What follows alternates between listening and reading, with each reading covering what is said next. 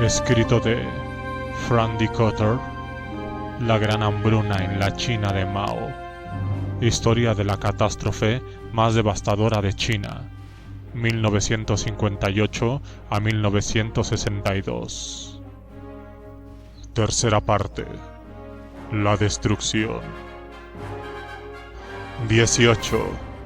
La industria. Se asignaron objetivos de producción todavía más ambiciosos a las fábricas, fundiciones, talleres, minas y centrales eléctricas de toda China. Las recompensas que recibían las unidades de producción eran proporcionales al porcentaje de cuota que lograban satisfacer.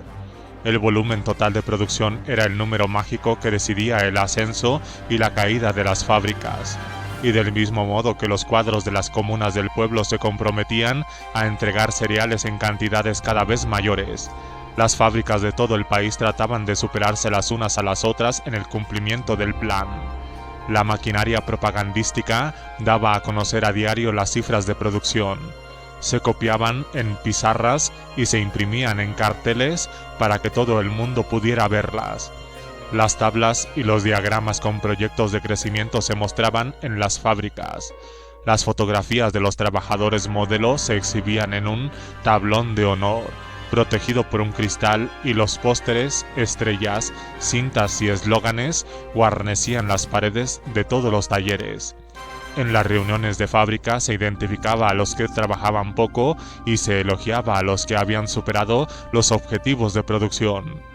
Algunos de estos últimos asistían a concentraciones de masas en Beijing presididas por el propio Mao. El incesante estruendo de los altavoces se imponía al siseo de la fundición del metal, el fragor de los crisoles y el silbido de los vapores, y escupía propaganda y programas de radio para animar a los obreros a incrementar la producción. Como el objetivo supremo de la fábrica roja era la producción, a menudo se menospreciaba el coste de los medios empleados.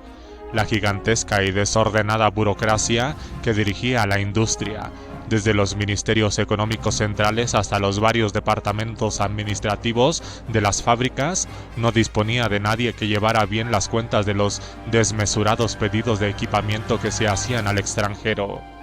El propio Zhou Enlai, tan implacable en la requisa en zonas rurales de los productos alimenticios necesarios para cumplir los objetivos de exportación, parecía incapaz de frenar los gastos de importación de maquinaria. Las empresas también tomaban dinero en préstamo para financiar su constante expansión, construir edificios que les diera prestigio y adquirir más equipamiento. En el caso de la fábrica de maquinaria para minas de Luoyang, el interés mensual que se debía al banco equivalía aproximadamente a la totalidad de los sueldos que pagaba a sus trabajadores. No obstante, una vez instaladas, las máquinas se deterioraban a causa de un mantenimiento deficiente y de maltratos constantes. En 1961, una delegación de Alemania Oriental, que por lo demás era favorable a China, se quedó desconcertada al ver el estado en el que se hallaba la maquinaria de importación en un muelle de Shanghái. Materiales nuevos, chapa metálica, tubos y acero perfilado se oxidaban a la intemperie. La planta siderúrgica de Wuhan, inaugurada a bombo y platillo por Mao en septiembre de 1958, momento álgido del gran salto adelante, producía la misma impresión de abandono extremo. Tan solo 2 de sus 6 hornos Siemens Martin funcionaban a plena capacidad en 1962.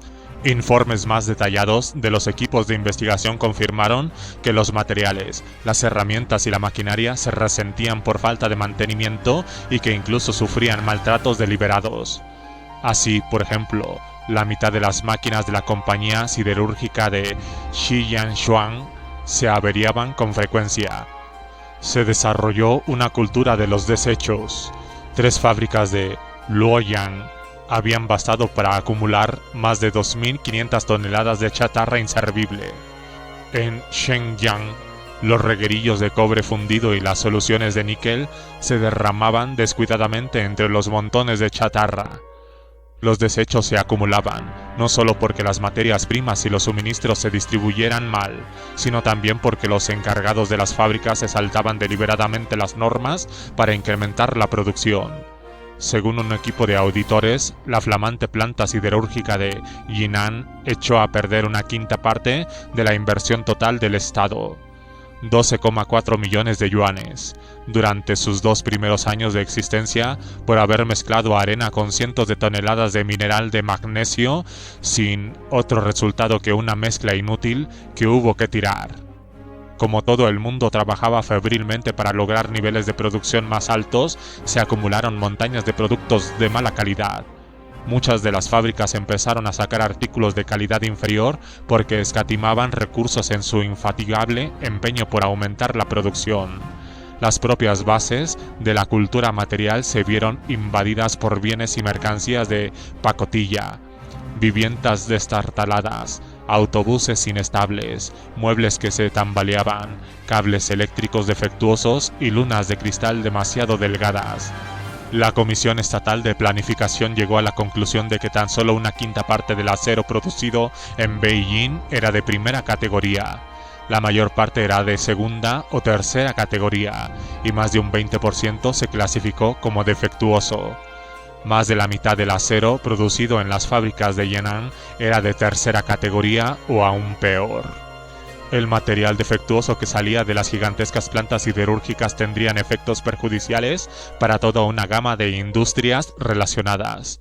Los raíles producidos durante el año de 1957 en Angang, el gigantesco complejo siderúrgico de Anshan, eran por lo general de primera categoría, pero para 1960 tan solo un tercio cumplía los requisitos estándar. Como la calidad de los raíles bajó, varios tramos de la red ferroviaria se volvieron demasiado peligrosos para su empleo por vehículos pesados y hubo que cerrarlos. Algunas rutas enteras se suprimieron. No solo se incrementó el volumen de productos de baja calidad, sino que también se empleó una proporción mayor de ellos. En 1957, tan solo el 0,25% del cemento que no satisfacía los criterios de producción salió de las fábricas de Yan'an. Esta cifra se elevó hasta el 5% en 1960 y grandes cantidades de material de calidad inferior se emplearon en la construcción. Una investigación que se llevó a cabo con una serie de industrias en Kaifeng llegó a una conclusión aún más sorprendente. Más del 70% del volumen de producción consistía en productos defectuosos. Y del mismo modo que los raíles defectuosos, las vigas torcidas y el cemento indigno de tal nombre debilitaban peligrosamente la estructura material de la vida cotidiana, los bienes de consumo de mala calidad pasaron a formar parte de la cultura socialista. En Shanghái, los despertadores sonaban cuando les apetecía. Los cuencos se vendían con grietas y burbujas en el esmalte, y la mitad de los géneros de punto y algodón salían defectuosos. En Wuhan, las cremalleras se encallaban, los cuchillos se torcían y los mangos de los aperos de labranza se partían. En algunas ocasiones las fábricas, para economizar costes, sacaban productos sin ninguna etiqueta de identificación. Este era, por ejemplo, el caso de una quinta parte de la carne de cerdo enlatada que se vendía en Beijing. A veces las etiquetas iban a la lata equivocada, como, por ejemplo, latas de carne de cerdo que contenían fruta, que pasaban a engrosar la lista de los alimentos que se pudrían. Aún era más preocupante los problemas causados por la adición de productos químicos a la comida procesada. En un solo año, una fábrica de tintes de Beijing vendió 120 toneladas de pigmentos perjudiciales para la salud etiquetados como aditivos alimentarios. Muchos estaban prohibidos, como por ejemplo el amarillo de Sudán, un producto que se emplea en tintas. Los laxos procedimientos de control de calidad también tuvieron como consecuencia que se permitiera que los alimentos y las medicinas contaminados salieran de la fábrica. Un ejemplo de ello fueron 78 millones de frascos de penicilina en mal estado. Un tercio de los frascos salió de una fábrica de Shanghái antes de que se detectara el problema. Mao se burlaba de la propia noción de productos defectuosos.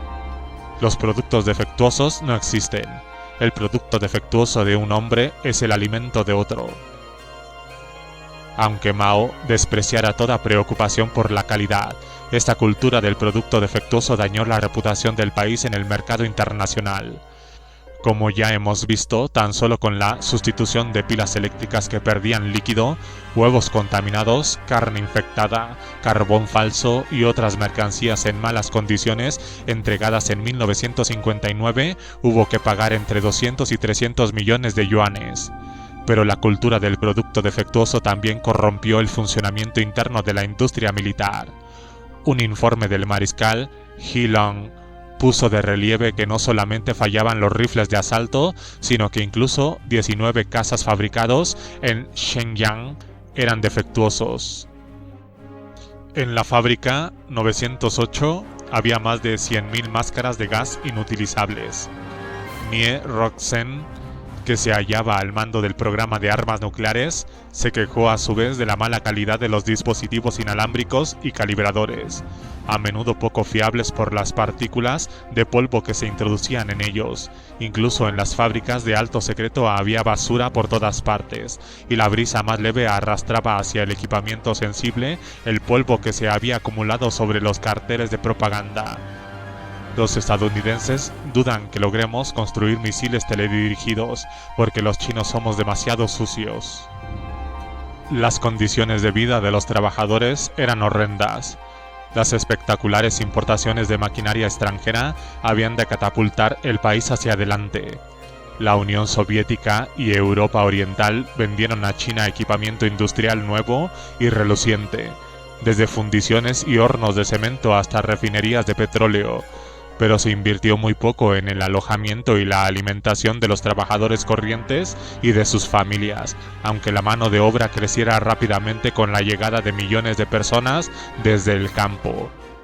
Tomemos como ejemplo la planta siderúrgica de Jinan, capital de Shandong. Se estableció en 1958 en el momento álgido del gran salto adelante, con el equipamiento tecnológico más avanzado.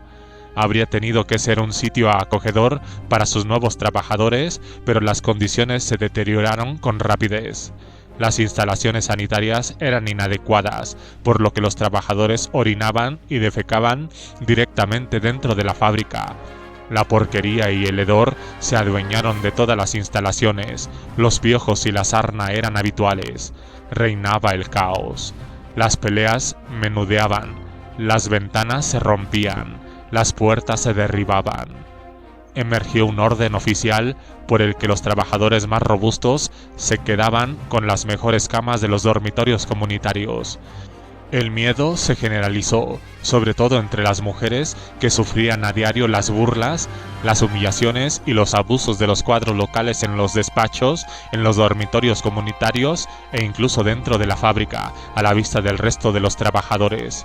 Ninguna de ellas se atrevía a dormir o a salir sola. La situación de Nanjing era similar.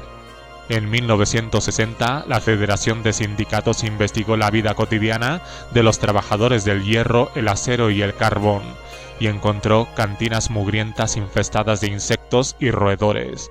Las colas eran interminables. En la mina de carbón de Linshan, hasta 1000 trabajadores llegaban a esperar frente a la única ventanilla de la cantina. Como la cantina abría tan solo durante una hora, los trabajadores discutían y se peleaban por hacerse con un espacio y a veces llegaban a las manos. En la mina de carbón de Guantán, los mineros que llegaban tarde se quedaban sin comer y tenían que bajar a las galerías para un turno de 10 horas con el estómago vacío. Había hacinamientos en los dormitorios. Como promedio, cada uno de los trabajadores disponía de un espacio de entre 1 y 1.5 metros cuadrados. Algunos de ellos dormían sobre tablas metidas entre las camas o contra las columnas. Muchos de ellos compartían cama y descansaban por turnos. El agua se filtraba por los techos de la paja y algunos de los trabajadores se veían obligados a mover las literas para no mojarse. Otros dormían bajo paraguas.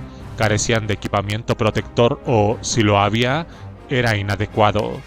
Muchos de los mineros no tenían zapatos y no les quedaba otra alternativa que bajar descalzos a las galerías. Los que tenían que extraer carbón de pozos abiertos que quedaban calados cuando llovía, como la chaqueta empapada. En los dormitorios no había sábanas y la humedad era tan elevada que la ropa no se secaba nunca del todo. Algunos de los trabajadores del acero empleados en los altos hornos se quemaban los pies por falta de zapatos. Más al sur, en la ciudad subtropical de Guangzhou, los dormitorios comunitarios estaban tan abarrotados que las literas no ofrecían más de medio metro cuadrado por trabajador. La construcción chapucera tenía como consecuencia que los dormitorios estuvieran recalentados y húmedos durante la estación de las lluvias y que el moho se extendiera por todas partes e infectara la ropa de vestir y las camas. La humedad era tal que se decía que algunas de las salas no eran más que estanques. El agua rezumbaba de las paredes y se acumulaba en charcos en el suelo. En la mina de carbón de Kuren, cercana a Shaowan, los trabajadores robaban los ademes y otro tipo de maderos presentes en la mina para construir muebles o encender fuego. 1 de cada 7 trabajadores sufría silicosis, enfermedad causada por la inhalación de partículas de polvo porque no se suministraba máscaras protectoras. La situación no era mejor en el norte. En la propia capital, un estudio detallado de 4 fábricas por la Federación de Sindicatos mostró que había 4 veces más trabajadores que antes del gran salto adelante y que sin embargo los dormitorios no se habían ampliado en consonancia.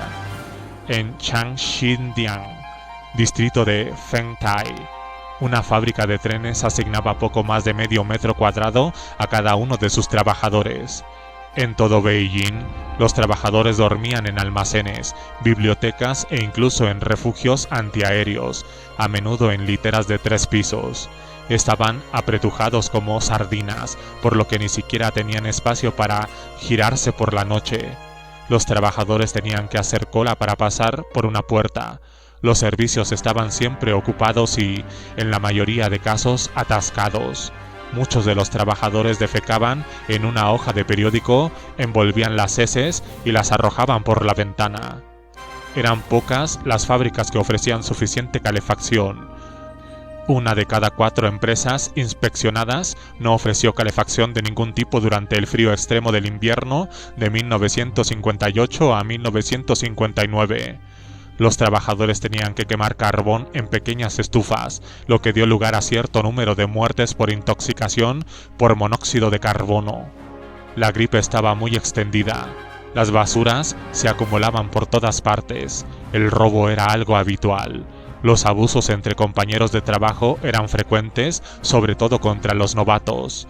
En la fábrica de cemento Liu Lihe, objeto de una investigación específica por parte de la Federación de Sindicatos en marzo de 1959, 3 cantinas concebidas para un total de 1.000 personas tenían que atender a 5.700 trabajadores. Los trabajadores más jóvenes echaban de las colas a los de más edad, y muchos de estos no conseguían más que comida ya fría. Un año más tarde, otra investigación similar apenas si halló ningún cambio, y comentó que el hooliganismo, delito sacado del Código Penal soviético y que incluía conductas tan variadas como el empleo de lenguaje obsceno, la destrucción de propiedades y las prácticas sexuales ilegales, era habitual en los dormitorios.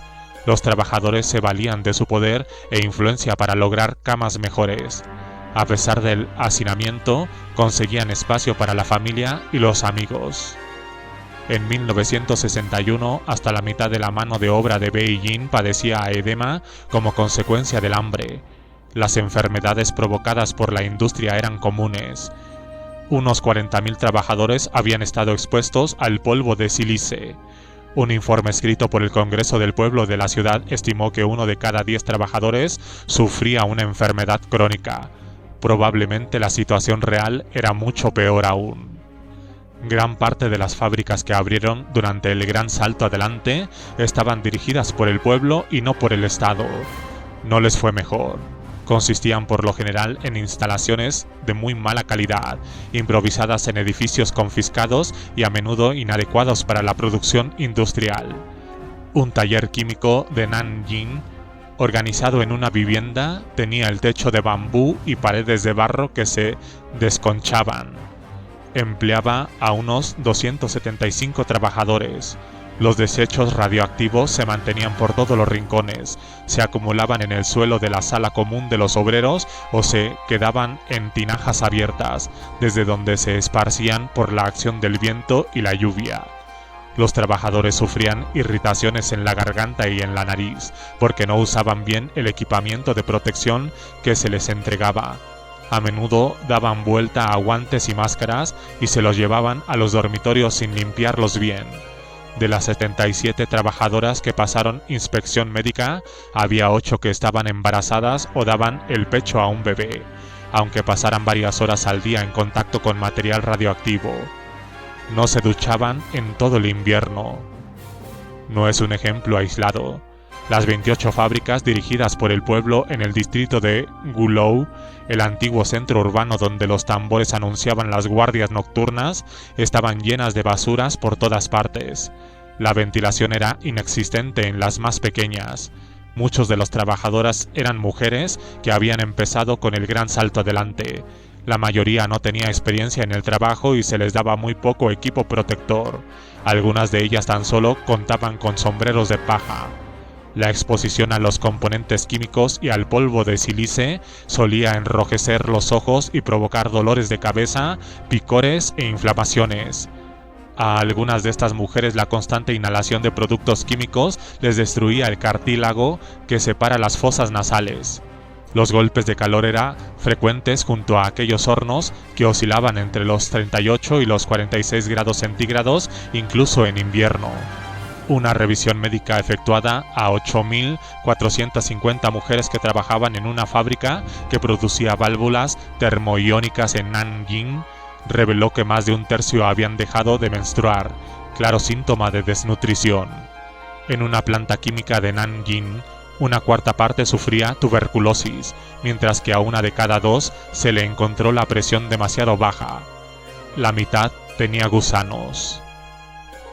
Por tremendas que fueran sus condiciones de vida, estos trabajadores vivían mejor que los granjeros que producían la comida con la que se alimentaban, pero eran pocos los que podían mantener a su familia o mandar dinero a la aldea que muchos de ellos habían dejado atrás.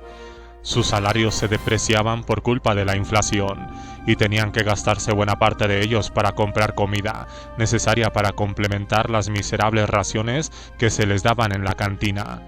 Los trabajadores de la compañía siderúrgica de Shijiazhuang se gastaban 3/4 partes del salario en comida.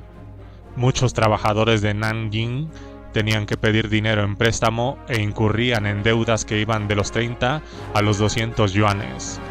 Dado que el salario que cobraban la mayoría de los trabajadores era ínfimo, estas deudas suponían una pesada carga.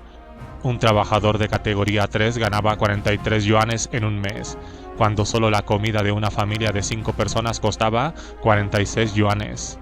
La cantina no le servía para ahorrar, porque la comida solía ser mala y cara. Sin embargo, eran pocos los que lograban llegar a la categoría 3. La mayoría de los salarios oscilaban entre los 12,7 y los 22 yuanes mensuales. En la más pobre de entre estas fábricas dirigidas por el pueblo, más de un tercio de la mano de obra cobraba menos de 10 yuanes al mes. Muchos trabajadores tenían que pedir dinero prestado o empeñar los pocos objetos personales que les quedaban, o vender ropa sobrante en verano para luego helarse en invierno. Y luego había que tener en cuenta los servicios médicos, que muchos trabajadores debían pagarse de su bolsillo. En 1960, una investigación en una fábrica de productos químicos de Beijing reveló que cientos de trabajadores estaban endeudados como consecuencia de un tratamiento médico.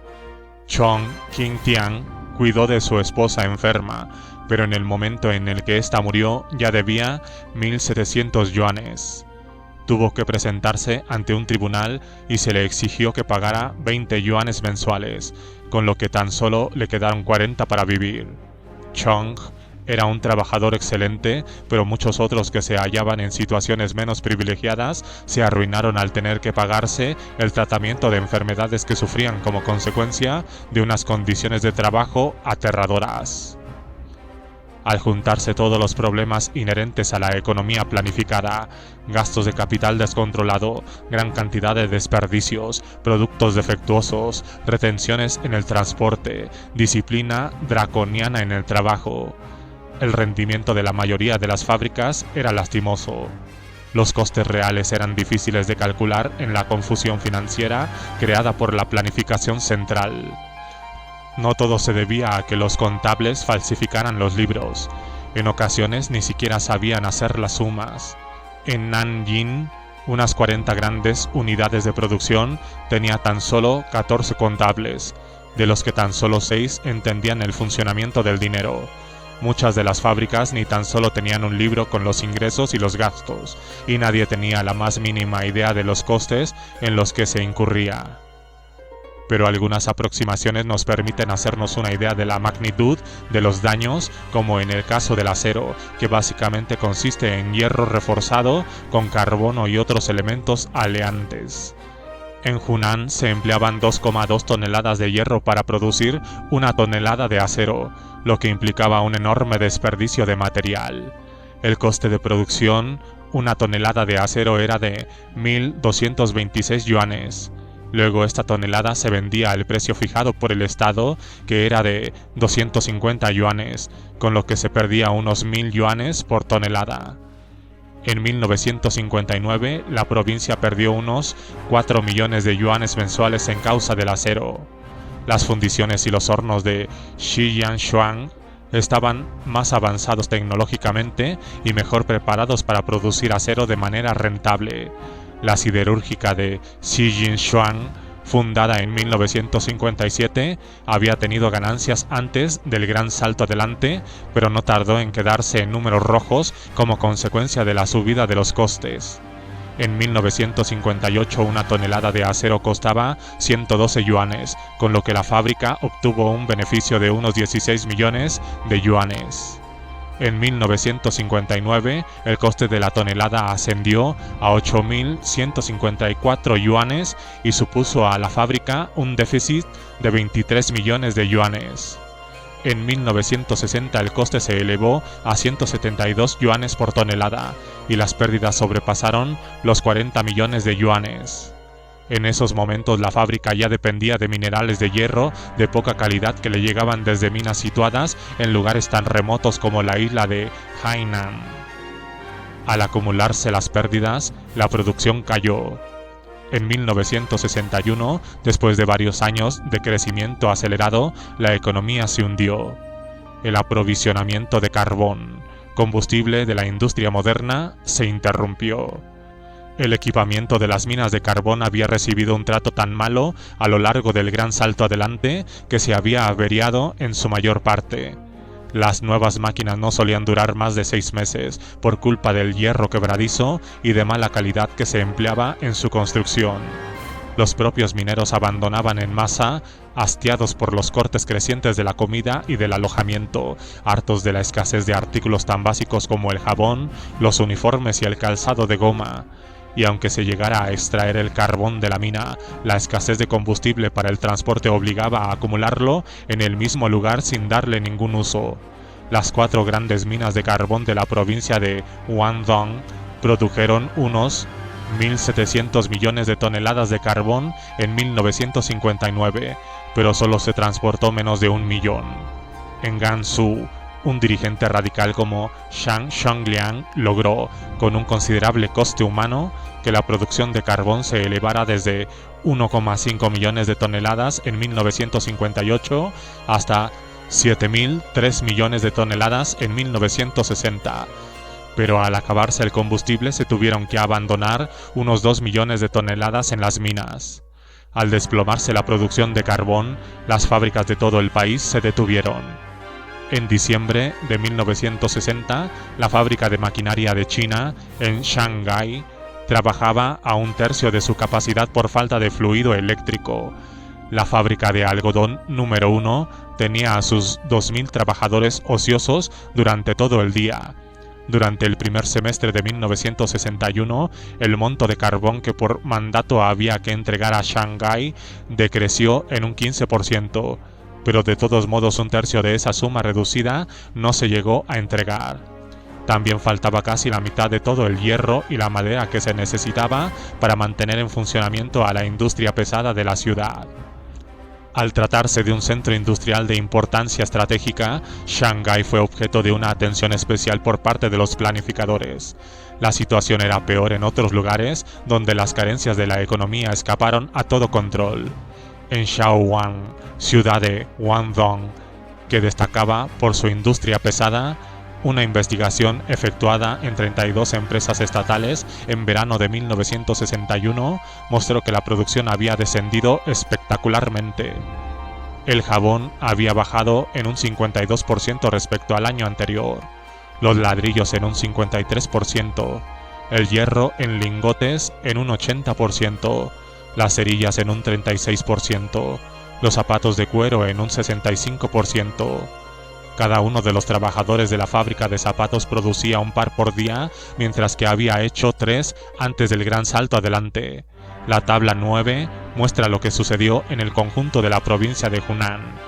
Estas cifras se refieren únicamente a la producción, que se duplicó con creces entre 1957 y 1960, tan solo para volver a reducirse a la mitad durante los 2 años siguientes.